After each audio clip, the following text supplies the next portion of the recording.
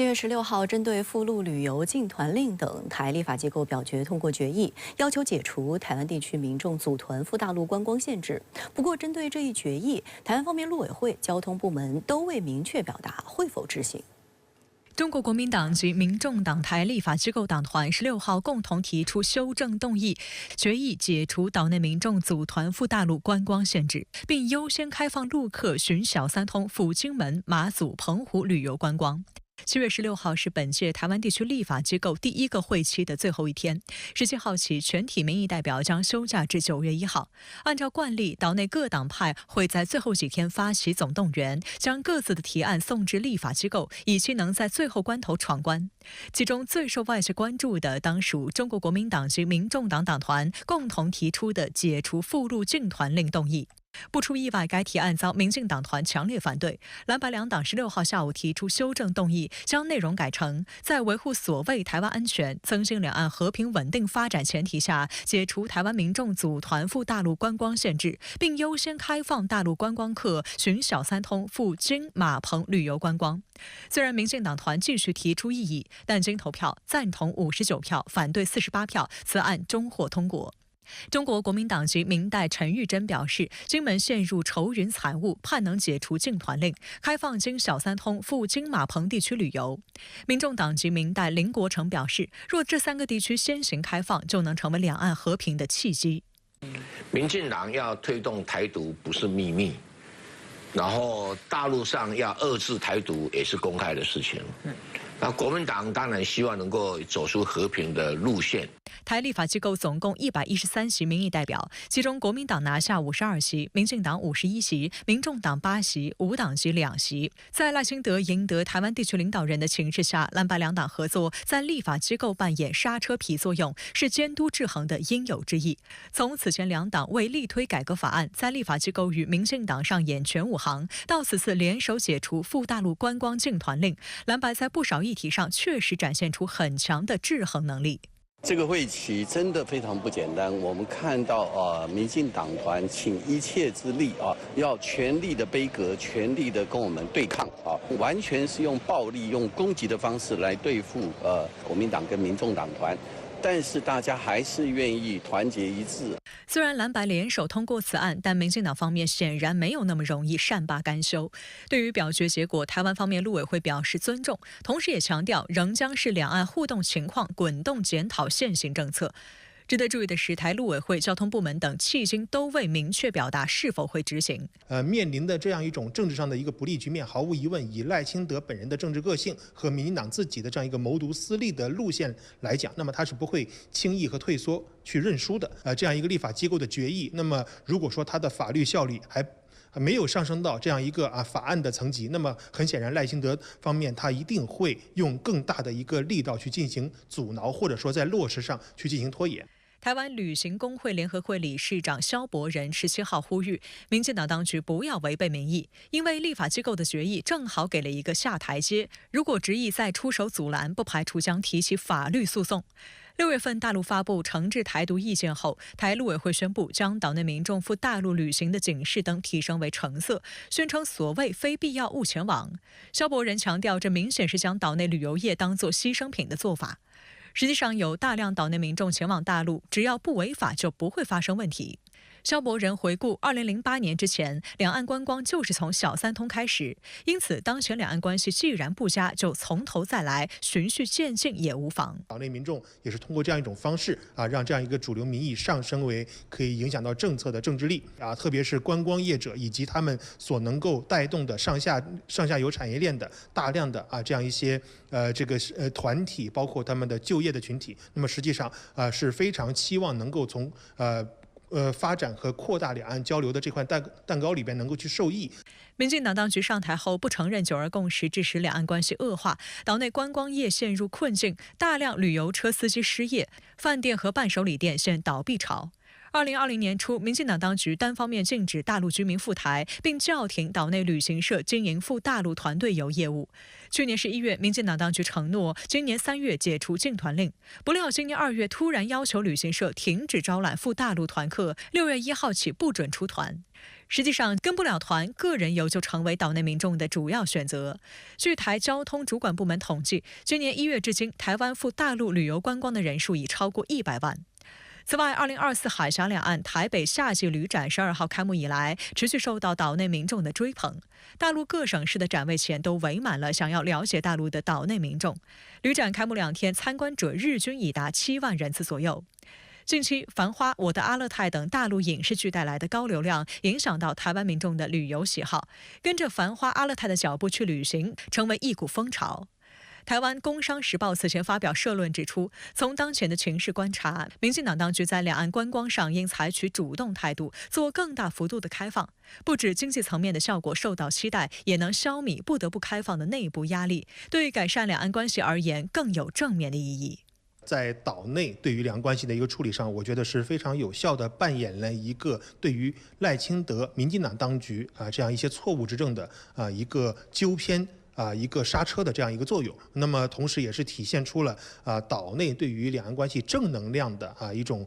建构。我也相信这样一个合作，它一定会进一步的向政治层面去外溢。台立法机构昨天表决通过由国民党党团、民众党党团提出的提案，解除了限制岛内民众组团赴大陆观光的禁团令。您对此作何解读？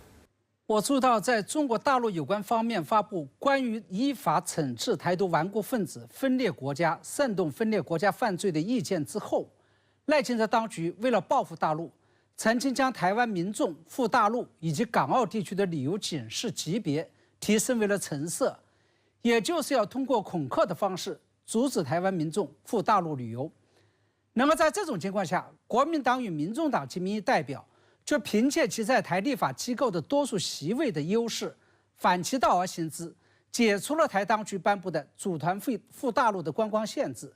并优先开放大陆观光客循小三通赴金门、马祖、澎湖等3个离岛县市来旅游观光。这无异于是当众打了赖清德一记耳光。除此之外，大家知道，两岸、外事与安全3大领域是岛内的基本法律与制度赋予赖清德的专权，甚至是特权。而是否开放两岸民众相互观光旅游这件事情，显然是属于不折不扣的两岸事务，也就是属于赖清德职权的1亩3分地。然而，由国民党与民众党掌控的台立法机构通过的这一议案，不仅是属于台湾立法权对行政权一般意义上的监督与制衡，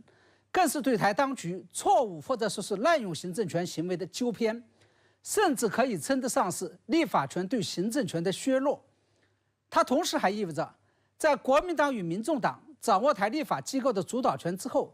岛内的立法权已经开始强势介入由赖清德主导的两岸事务。那么联系到此前，国民党与民众党及民意代表还联手通过了台立法机构的5项改革措施，包括让台湾地区领导人定期到台立法机构做报告并接受质询，台湾地区领导人重要的人事任命必须要经得台立法机构的实质同意，向台立法机构做假证供要接受法律的制裁，以及台立法机构可以拥有一定的调查权等等。这些都意味着，在今年初输掉了台湾民意代表选举的民进党，丢掉的已经不仅仅是立法权，甚至连赖清德主导的所谓行政权的独立性与完整性都将保不住。